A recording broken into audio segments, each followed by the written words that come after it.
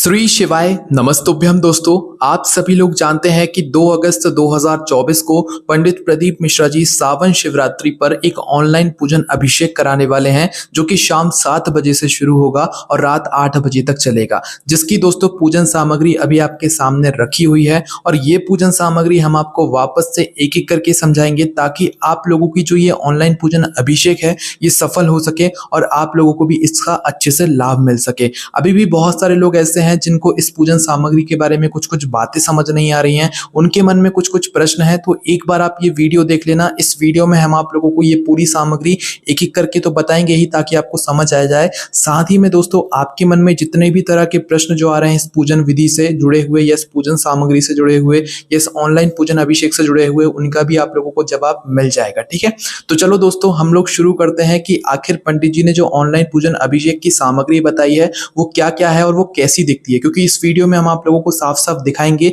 ये वो पूजा की मेन सामग्री है जो कि आप लोगों को लानी ही लानी है। बहुत सारे लोगों के ये भी प्रश्न है, अगर हमें इन सामग्री में से कोई सामग्री ना मिले तो हम क्या करें, उसका भी जवाब हम आप लोगों को इसी वीडियो में देने वाले हैं। ठीक है, तो चलो इस पूजन सामग्री में हम एक एक सामग्री जो है उठाकर देखते हैं, जो कि पंडित जी ने अभी इसी साल जो है सामग्री बताई हुई है लाइन से, है ना।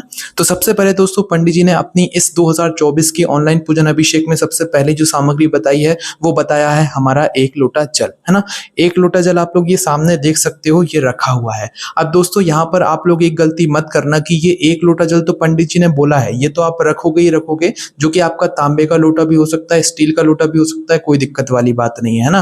पर आपको 1 लोटा जल ये अपनी पूजन की थाली में रखना है। पर इसके अलावा एक और ऐसा आपका पात्र होगा जिस पात्र के अंदर आप लोग क्या करोगे, अलग से जल रखोगे, शुद्ध और ताजा जल। क्योंकि अगर जल अभिषेक के टाइम में हमें जल कम पड़ जाता है तो भाई हम उस पात्र में से अपना ये लोटा जो खाली हो जाएगा अभिषेक के टाइम पर, ये वापस से भर सके, है ना। तो सबसे पहले आप लोग ये बात सुन लेना, 1 लोटा जला ये आपकी पूजन की थाली में होना चाहिए। बाकी इसके अलावा और भी जो आपकी मतलब अलग से जो पात्र होगा जल का, उसमें भी आपको पहले से जल भर के रखना पड़ेगा। ठीक है, उसके बाद में दोस्तों 21 गेहूं के दाने यहाँ पर पंडित जी ने बताए हुए हैं, जो कि ये है।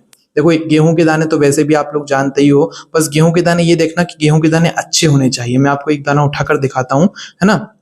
देखो ये एक दाना, देखो ये दाना ना तो टूटा हुआ है ना कहीं से कटा पिटा है, बिल्कुल साबुत है ना। तो ऐसे ही आपको 21 दाने अलग से छांटने हैं। छांटने का मतलब समझ रहे हो कि अलग अलग से आप लोगों को अच्छे अच्छे दाने निकाल लेना है। 21 ये 21 गेहूं के दाने आप लोगों को जो है अलग से अपनी कटोरी में या कागज की पुड़िया में बांध कर रख लेने। हमने फिलहाल आप लोगों को दिखाने के लिए अभी ये कागज की पुड़िया में बांध लिया है ना।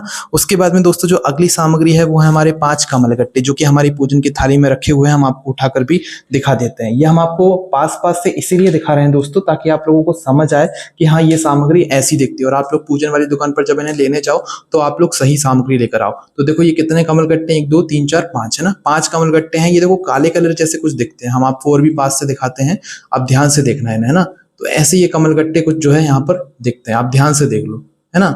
इस तरीके के दिखते हैं। तो ये कमलगट्टे जो है आप लोगों को इस पूजन में 5 लेकर आने, कितने 5, है ना। 5 कमलगट्टे आप लोगों को यहाँ पर लेकर आने पड़ेंगे। ये कमलगट्टे भी हम अपनी पूजन की थाली में वापस से रख देते हैं। उसके बाद में दोस्तों जो अगली सामग्री है वो है हमारे 108 चावल के दाने।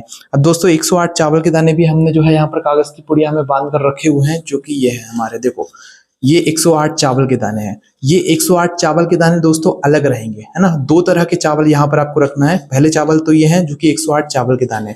अब ये चावल के दाने आप लोग कोई से भी ले सकते हो, बासमती भी ले सकते हो, लंबे वाले जो चावल होते हैं वो भी ले सकते हो, और भी कोई सा भी ले सकते हो ना। बस ध्यान क्या रखना, ये जो चावल का दाना है ये बिल्कुल सैगा होना चाहिए, साबुत होना चाहिए, टूटा हुआ नहीं होना चाहिए। ध्यान से देखो, ये जो चावल है ये इतना ही बड़ा रहता है, ये इसका फुल साइज है। तो भाई जितना भी देखो, बासमती तो इससे बड़ा होता है, तो भाई वो आप लोग वो भी ले सकते हो। पर आप लोगों को जो है जो चावल के दाने लेने हैं वो साबुत लेने हैं, सैगे लेने हैं, कटे पिटे या दाग वाले नहीं लेने हैं। देखो कितना साफ चावल का दाना है और बिल्कुल पूरा चावल का दाना ये। इस तरीके से आप लोगों को पूरे 108 चावल के दाने जो है अलग से छांटना है अपनी इस पूजन सामग्री के लिए। ठीक है, अलग से छांट कर रखना है।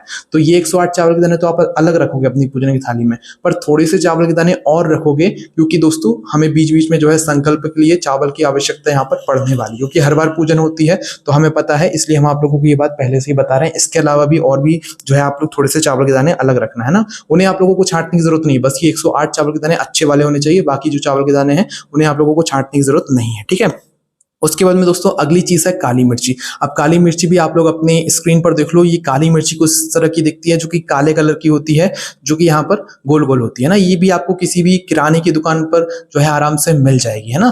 तो इस काली मिर्ची को भी आप लोगों को कितनी लेनी है, 21 काली मिर्ची यहाँ पर जो है ये आप लोगों को यहाँ पर लेनी पड़ेगी। उसके बाद में दोस्तों जो अगली चीज है वो है हमारी काली तिल। काली तिल दोस्तों फिलहाल हमारे पास ज्यादा है, पर यहाँ पर सिर्फ आप लोगों को एक चुटकी काली तिल चाहिए, जो कि पंडित जी ने पूजन सामग्री में लिखवाया हुआ है। तो आप लोग इतनी ले लेना, है ना। इतनी या इससे भी कम ले लेना, कोई भी दिक्कत वाली बात नहीं है। देखो इस तरह की होती है काली तिल, है ना। जैसे मतलब तिल के लड्डू बनते हैं ना, वैसी जो है ये काली तिल होती है। बस ये वाली जो तिल होती है ये शिव जी पर चढ़ती है ना। तो इस तरीके की जो है काली तिल आप लोगों को इतनी भी लोगे ना तो भी चल जाएगा, कोई भी दिक्कत वाली बात यहाँ पर नहीं है ना। हमने बाकी ज्यादा ले लिया, आप अलग से रख सकते हो, पर पूजन में मात्र थोड़ी सी काली तिल आप लोग रख लेना, इतनी ये हम आपको दिखा रहे हैं, इतनी रख सकते हो, है ना। उसके बाद में दोस्तों जो अगली सामग्री है वो है हमारी यहाँ पर धतूरा। अब धतूरा भी आप लोग जानते हो कैसा दिखता है, जिसके अंदर कांटे, मतलब ऊपर कांटे कांटे होते हैं, गोल गोल होता है ना। वो धतूरा भी आपको लेना है, सिर्फ एक लेना है। पूजन में सिर्फ हमें एक धतूरे की यहाँ पर आवश्यकता पड़ने वाली है। उसके बाद में अगली जो सामग्री है वो है दोस्तों बेलपत्र। बेलपत्र भी यहाँ पर रखी हुई है, आप सामने देख सकते हो। तो ये बेलपत्र भी आप ध्यान रखना कि साबुत बेलपत्र होनी चाहिए। अब हम आपको पहले ही बता रहे हैं, तो भी आप पहले से अपनी 7 बेलपत्र की व्यवस्था करके रख लेना। और बेलपत्र भी साबुत होनी चाहिए, कटी पिटी या टूटी हुई खंडित नहीं होनी चाहिए ना। और 3 पत्ती की बेलपत्र होनी चाहिए, इसके अलावा और कोई सी बेलपत्र नहीं होनी चाहिए। तो ऐसी ही जो है आपको 7 बेलपत्री अपने पास में रखनी है। 7 के अलावा एक दो और अलग से रख लेना, बाकी अगर काम में आगे तो हम ले लेंगे, ठीक है। देखो ये 7 आपको बेलपत्र लेनी है और 7 ही आपको शमी पत्र लेना है ना। शमी पत्र फिलहाल है नहीं, आप लोग फोटो में देख लेना। तो शमी पत्र की जो पत्तियां होती हैं बिल्कुल छोटी छोटी सी होती है। इस तरीके की आप लोगों को 7 पत्तियां लेनी है। पत्तियां नहीं, जो एक शमी पत्र की एक छोटी छोटी सी डगाल होती है ना, तो उस एक डगाल को आप एक शमी पत्र मानना। उस तरीके के 7 शमी पत्र लाना, और ध्यान रखना ना तो शमी पत्र की आप पूरी डगाल तोड़ना, ना तो बेलपत्र की पूरी डगाल तोड़ना, है ऐसा नहीं तोड़ा जाता है, सिर्फ पत्तियां हमें जो है तोड़ना होता है ना। और एक दिन पहले तोड़कर भी रखोगे तो भी कोई दिक्कत वाली यहाँ पर बात नहीं है। उसके बाद में दोस्तों जो अगली सामग्री है वो है हमारे साथ लाल फूल। अब लाल फूल भी आप लोग जानते हो बहुत तरह के होते हैं जो शिवलिंग पर चढ़ते हैं, पर आप लोगों को अगर ज्यादा ना मिले तो भाई गुलाब का फूल तो हमें मिलता ही मिलता है, जो कि फूल वाली दुकान से आप लोगों को आराम से मिल जाएगा।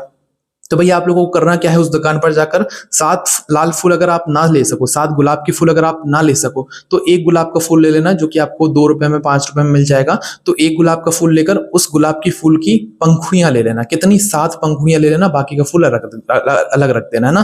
तो ये 7 जो गुलाब की पंखुड़ियां हमने निकाली, ये 7 लाल फूल के स्वरूप में आप लोग अपनी पूजन की थाली में रख लेना। उसके बाद में 7 सफेद फूल। सफेद फूल भी आप लोग जानते हो कि शिवलिंग पर चढ़ते हैं, बहुत तरह के होते हैं। तो भाई आप ऐसा कोई एक सफेद फूल चुन लेना जो कि आप लोगों को मिल जाए। तो आप लोगों को 7 सफेद फूल यहाँ पर लेने पड़ेंगे। सफेद फूल के पंखुड़ियां मत रखना, ये सिर्फ लाल फूल के लिए पंडित जी ने बताया हुआ था, है ना। सफेद फूल आप लोगों को पूरे ही लेने पड़ेंगे। तो 7 सफेद फूल लेने, 7 लाल फूल और 7 सफेद फूल लेने हैं। उसके बाद में दोस्तों अगली जो सामग्री है वो है हमारे पंचामृत की सामग्री, जैसे कि दूध, दही, घी, शहद, शक्कर, है ना। अब देखो दूध, दही, घी, ये 3 जो चीजें हैं ये बहुत जरूरी है ना। ये चीजें आप लोगों को जो है मतलब उसी समय तैयार करके रखना पड़ेगी, क्योंकि पहले से तैयार करके रखोगे तो वो हो सकता है खराब हो जाए ना। तो कुछ समय पहले जो है अपना दूध तैयार करना। अब दूध कौन सा रखोगे, देखो दूध जो है वो आप लोगों का यहाँ पर शुद्ध देसी गाय का दूध होना चाहिए, ठीक है। अगर किसी कारणवश देसी गाय का दूध ना मिल पाए तो भैंस का ले सकते हो, पर दोस्तों पंडित जी तो हमेशा दूध का ही मतलब शुद्ध देसी गाय का दूध ही बोलते हैं ना। तो भाई शुद्ध देसी गाय का दूध डेयरी पे जाना और डेयरी पे जाके बोलना कि भाई हमें जो है शुद्ध देसी गाय का दूध दे दो। भले ही थोड़ा महंगा ले लेना, आधा किलो, आधा लीटर जो है ले लेना, वो थोड़ा ज्यादा पैसे ले ले, पर जो है शुद्ध लेकर आना, है ना। दूध आपको शुद्ध देसी गाय का दूध चाहिए, दही भी आपको शुद्ध देसी गाय के दूध का ही चाहिए, और जो मतलब अगली चीज है घी, वो भी आपको शुद्ध देसी गाय का के दूध का ही चाहिए, क्योंकि घी भी दूध से ही बनता है। तो ये 3 चीजें ध्यान रखना, बस गाय के दूध की होनी चाहिए, वो भी देसी गाय के दूध की, है ना। इसके बाद में दोस्तों शक्कर की बात आती है। शक्कर तो आप लोग जानते ही हो कि भाई जो है आप लोगों के घर में आपको आराम से मिल जाती है। जो शक्कर आप लोग अपनी चाय में डालते हो वही शक्कर इस पूजन में ले सकते हो। मिश्री नहीं लेना है, मिश्री ज्यादा मोटी हो जाती है। मोटे दाने की शक्कर ले सकते हो, पतले दाने की शक्कर ले सकते हो, पर अच्छी वाली लेना, है ना। उसके बाद में दोस्तों अगली जो सामग्री है वो है हमारा ये शहद। अब शहद तो दोस्तों आप लोगों को कहीं से अलग से नहीं मिलेगा, तो ये शहद जो है पूजन वाला ये आपको पहले से पूजन वाली दुकान पर मिल जाएगा। ये 20 रुपए की कुछ डिब्बी आती है, 10-20 रुपए की, तो ये आप लोगों को आराम से मिल जाएगी। तो ये शहद आप लोगों को ऐसी दुकान पे मिल जाएगा। अगर आपके पास पहले से रखा हुआ है तो भैया आप उसे किसी भी एक छोटी सी कटोरी में निकाल कर रख लेना, ठीक है। तो यहाँ पर ये पंचामृत की सामग्री है, पहले आपको अलग अलग रखना है। पंडित जी अगर बोलेंगे कि सभी को मिलाना है तो आप मिलाना, वरना अलग अलग ही जो है आपको तैयार करके अपनी छोटी छोटी सी कटोरियों में जो है रखना है। उसके बाद में अगली जो सामग्री है यहाँ पर गोल सुपारी। तो देखो यहाँ पर जो गोल सुपारी है वो ये है। आपने सुपारी देखी होगी, सुपारी कैसी होती है, वैसी यहाँ पर ये गोल सुपारी होती है। तो 1 2 3 इस तरीके की जो है यहाँ पर ये गोल सुपारी आप लोगों को रखना पड़ेगा, है ना। तो ये गोल सुपारी 3 आप लोगों को लेनी है जो कि इस पूजन में आप लोगों को काम आने वाली है। उसके बाद में दोस्तों जो अगली सामग्री है वो है हमारा इत्र, है ना। अब दोस्तों इत्र यहाँ पर ध्यान से देख लो, ये आपको पूजन वाली दुकान पर मिल जाएगा। अब आपको कौन सी खुशबू का इत्र चाहिए या वहीं पर जाकर मतलब देख सकते हो, चुन सकते हो कि भी यहाँ हमें इस खुशबू का जो है इत्र चाहिए, है ना। तो ये आपको पूजन वाली दुकान पर मिलेगा। ये आपका वाला इत्र नहीं है, ये भगवान वाला इत्र है। मैं आपको खोलकर भी बता देता हूँ ताकि आप लोग कंफ्यूज ना हो इसमें। तो ये भगवान वाला इत्र है जो कि आप लोगों को यहाँ पर पूजन वाली दुकान पर आराम से देखने के लिए मिल जाएगा, ठीक है। तो ये पूजन में हमें काम आने वाला है, इसलिए आप लोग जो है इसको पहले से लेकर रखना, है ना। तो यहाँ पर ये हो गया हमारा इत्र। उसके बाद में दोस्तों जो अगली सामग्री है वो भी यहाँ पर हम लोग देख लेते हैं, जो कि है हमारी रोली और मोली। अब रोली और मोली अलग अलग चीज है, वो हम आपको यहीं से दिखाते हैं। देखो रोली है ये, है ना, और मोली है ये, समझ रहे हो। रोली इसे कहते हैं, देखो मैं आपको पास से दिखाता हूँ, रोली कुमकुम। रोली कुमकुम आपने सुना होगा, तो रोली भी यही होती है, कुमकुम भी यही होता है। और मोली होती है ये लाल धागा होता है, लच्छा होता है जो कि हम हथेली में बांधते हैं ना, वो होता है। तो रोली इसे कहते हैं और मोली इसे कहते हैं, समझ गए आप लोग। अलग अलग है, ये रोली है और ये मोली है, ठीक है। अब दोस्तों इस मोली के अलावा अगर आप लोग चाहो तो ऐसी आटी भी ले सकते हो, है ना। अगर किसी कारणवश ये मोली ना मिल पाए आप लोगों को तो ये आटी भी ले सकते हो। हम फिलहाल दोनों लेकर आ गए हैं, तो भाई आप इस तरह की आटी भी ले सकते हो और ये भी ले सकते हो ना, आपके ऊपर कोई भी ले सकते हो, दोनों भी ले सकते हो, उसमें भी कोई दिक्कत वाली बात नहीं है ना। उसके बाद में दोस्तों जो अगली चीज है अबीर गुलाल, है ना। अबीर गुलाल जब आप उससे बोलोगे तो भाई वो इस तरह की आपको 2 पन्नी देगा। ये है अबीर, ये है गुलाल। देख लो साफ साफ, गुलाल तो आप लोग जानते हो, अबीर ये होता है ना। तो 2 इस तरह की जो है आप लोगों को पूजन वाली दुकान वाला पन्नी देगा। तो ये अबीर और गुलाल जो है ये 2 पन्नी में एक साथ आता है, और अबीर गुलाल आप लोगों को एक साथ ही बोलना है ना। तो इस तरीके का अबीर गुलाल यहाँ पर ये होता है। उसके बाद में दोस्तों जो अगली चीज है वो है हमारा पीला चंदन और लाल चंदन। क्या है पीला चंदन और लाल चंदन, वो भी मैं आपको दिखाता हूँ। देखो ये है हमारा पीला चंदन, ये है हमारा लाल चंदन। देखो ये जो मतलब ये पीला चंदन और लाल चंदन आप उस दुकान वाले से कहना कि भैया हमें अच्छा वाला देना, अच्छे से अच्छा वाला देना, शुद्ध देना, और है ना। तो भाई ये है हमारा लाल चंदन जो कि आप इस डिब्बी में देख सकते हो साफ साफ, है ना। आप खोल के दिखाने की जरूरत ही नहीं है, आपको साफ साफ ही दिख रहा है। ये चंदन थोड़ा अलग है, बट आप लोग बिल्कुल जो पाउडर वाला चंदन हो ना वो लेना, अच्छा वाला चंदन लेना, है ना। ये भी अच्छे वाला ही चंदन है, हम आपको बता रहे हैं। और ये है हमारा पीला चंदन। ये सब अभी पैक है, अभी हम आपको खोलकर नहीं बता रहे हैं, पूजा के टाइम ही खोलकर बताएंगे। तो साफ साफ आप लोग देख सकते हो, ये है हमारा लाल चंदन, है ना, और ये है हमारा पीला चंदन। इसे अष्टगंध भी कहते हैं, तो ये आप लोग समझ लेना, है ना। तो ये हम वापस से अपनी थाली में रख देते हैं। उसके बाद में दोस्तों अगली जो सामग्री है वो है हमारा कपूर। अब देखो कपूर जो है हमें गोल गोल गोल जो मतलब गोलियों वाला कपूर होता है वो ज्यादा बेहतर लगता है, इसलिए हम जो है यहाँ पर गोलियों वाला कपूर लेकर आए। 10-10 रुपए की आप लोगों को आराम से पैकेट मिल जाती है, और यही गोलियों वाला कपूर आपको डिब्बी में भी मिल जाता है, वो भी लेकर आ सकते हो। या तो दोस्तों एक पन्नी आती है, उसमें पूरा जो है कपूर का एक मतलब पीस जैसा रहता है, तो भाई वो कपूर भी आप लोग लेकर आ सकते हो। कोई सा भी कपूर ला सकते हो, बस आपको कपूर लाना है, क्योंकि हमें पूजन में आरती में काम आता है ना। तो इस तरीके का भी ला सकते हो, और आपको जैसा अच्छा मिलता है भाई वैसा भी ला सकते हो, कोई भी दिक्कत वाली यहाँ पर बात नहीं है, ठीक है। उसके बाद में दोस्तों जो अगली सामग्री है वो है हमारा दीपक, है ना। अब देखो दीपक तो आप लोग जानते हो कैसा होता है, पर इस पूजन में जो है आप लोगों को मिट्टी का दीपक लेना है। कैसा लेना है? मिट्टी का दीपक लेना है ना। पर मिट्टी का दीपक तो आप लोग लोगे, पर जो दीपक लोगे उसमें बत्ती कैसी रखोगे वो मैं आपको बत्ती बनाकर दिखा देता हूँ। 2 दीपक यहाँ पर आपको लेने हैं मिट्टी के, जिसके अंदर शुद्ध देसी गाय का घी डलेगा, और बत्ती जो है वो कुछ इस प्रकार की आप लोगों को अपने ही घर में पहले से लेकर आनी है, सभी लोगों के घर में होती है, और इसकी गोल बत्ती बनानी है ना। सादा आप अपने हाथों से बना सकते हो। तो ये गोल बत्ती का जो है ये आप लोगों को 2 दीपक तैयार करने, जलाने नहीं है पहले से, बस आपको तैयार करके रखने। ये देखो इस तरह की सादा आप लोग गोल बत्ती बनाकर रख लेना, ये आपका काम हो जाता है ना। और इन दोनों दीपकों के अंदर शुद्ध देसी गाय का घी आप लोग यहाँ पर डाल देना। उसके बाद में अगली सामग्री है जनेऊ। तो देखो जनेऊ ये कुछ इस प्रकार के दिखते हैं, जो कि हमारी पूजन थाली में रखे हुए हैं, ये जनेऊ होते हैं। तो 2 जनेऊ यहाँ पर आप लोगों को लेने हैं, जो कि आपके सामने है, 1 और 2, ये 2 है ना। तो ये 2 जनेऊ हमने अपनी पूजन थाली में रखे हैं, जो कि हमें इस पूजन सामग्री में लगने वाले हैं ना। उसके बाद में दोस्तों अगली जो सामग्री है वो है हमारी लौंग और इलायची।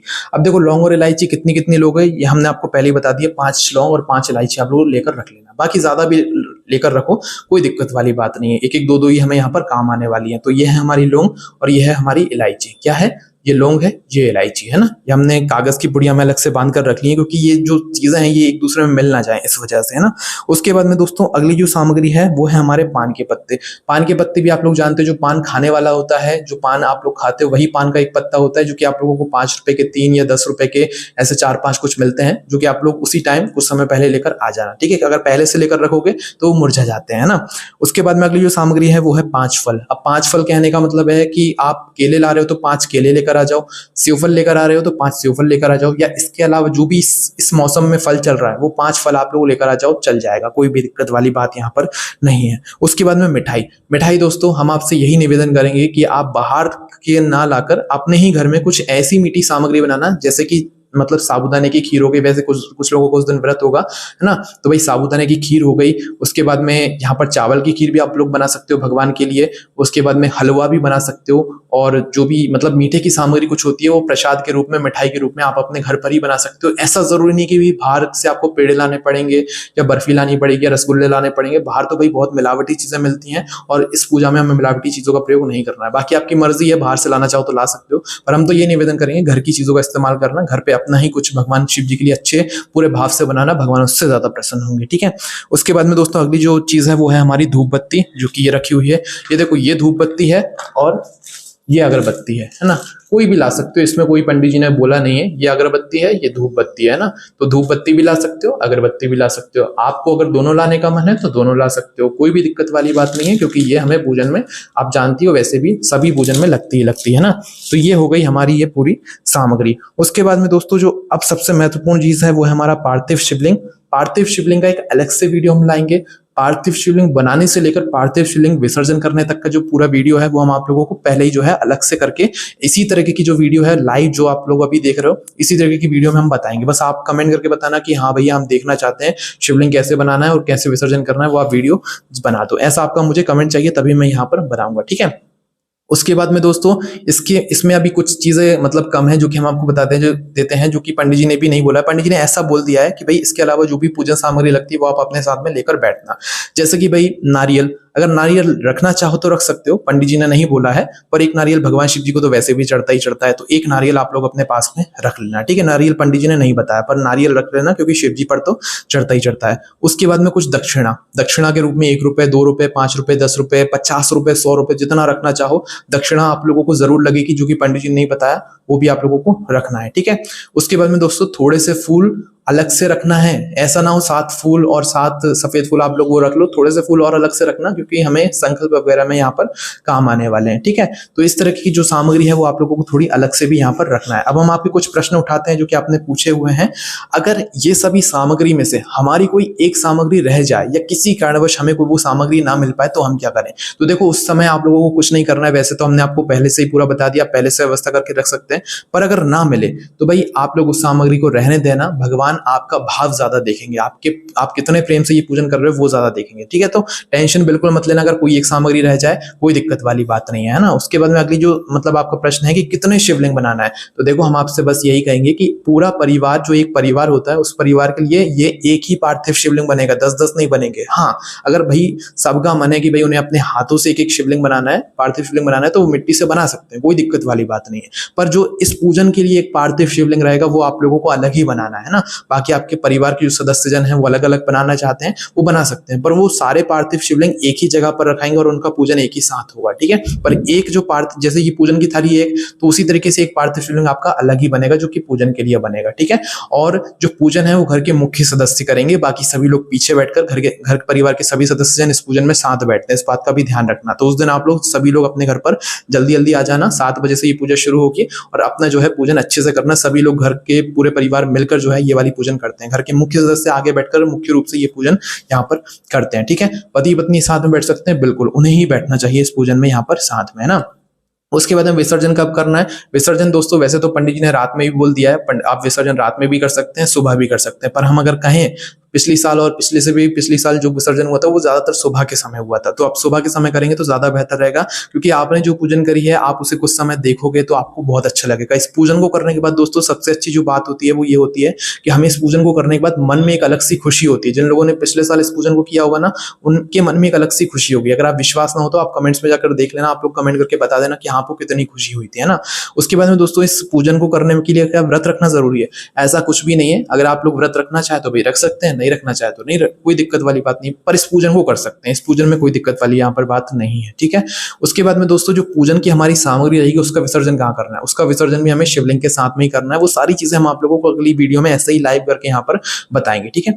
उसके बाद में दोस्तों यहाँ पर महाराष्ट्र के जो लोग हैं भाई, उनका एक बहुत बड़ा प्रश्न है कि महाराष्ट्र के जो लोग हैं क्या वो लोग इस पूजन को जो है 2 अगस्त के दिन ही करें, क्योंकि भाई उनके यहाँ तो शायद सावन जो है थोड़े लेट शुरू होता है, तो भाई उनके लिए जो है ये पूजन 2 अगस्त के दिन ही कहीं होगी या नहीं होगी। तो देखो पंडित जी ने इसका जवाब दे दिया है कि महाराष्ट्र के जो लोग हैं, महाराष्ट्र में भी जो शिवरात्रि की ऑनलाइन पूजन है, भले ही आप लोगों के यहाँ उस समय ना हो, पर सावन का महीना तो आपके यहाँ शुरू हो जाएगा ना, तो 2 अगस्त 2024 के दिन ही आप लोगों को, महाराष्ट्र वालों को, इस पूजन को, ऑनलाइन पूजन अभिषेक को शाम 7 बजे से शुरू करना है, ठीक है। ये बात खुद पंडित जी ने यहाँ पर कही थी, है ना। तो इस बात का आप लोगों को ध्यान रखना है। और दोस्तों इस पूजा को करने से, इस पूजा का ऑनलाइन मतलब यही होता है, ऑनलाइन पूजन अभिषेक का, कि उसमें ऐसे मंत्रों का उच्चारण किया जाता है जिन मंत्रों के उच्चारण से आपके घर परिवार में सुख और शांति बनी रहती है, आपके सभी काम सफल होते हैं, ठीक है। तो इस तरीके की ऑनलाइन पूजन अभिषेक शाम 7 बजे 2 अगस्त को होने वाला है। बाकी दोस्तों आपके जितने प्रश्न हैं वो जल्दी जल्दी कमेंट कर दो, क्योंकि ये जो समय है वो बहुत जल्दी जल्दी आता जा रहा है ना। हम आपकी पूर्ण रूप से यहाँ पर मदद करेंगे इस पूजन को सफल बनाने के लिए, क्योंकि जब आपकी पूजन अच्छे से होगी ना, सफल होगी, तब आपको इस पूजन का जो फल मिलेगा उस पर आप विश्वास नहीं कर सकते कि वो आपको कितना फल मिलेगा, ठीक है। क्योंकि हमने तो यहाँ पर पिछले साल करी हुई है, और भी लोगों ने जो की हुई भाई उन्हें पता है कि इस पूजन का क्या मतलब होता है, क्या फल होता है। बाकी आपके मन में कोई प्रश्न है कमेंट करके पूछ सकते हैं। ओम नमः शिवाय, जय जय श्री शिवाय, नमस्तुभ्यम।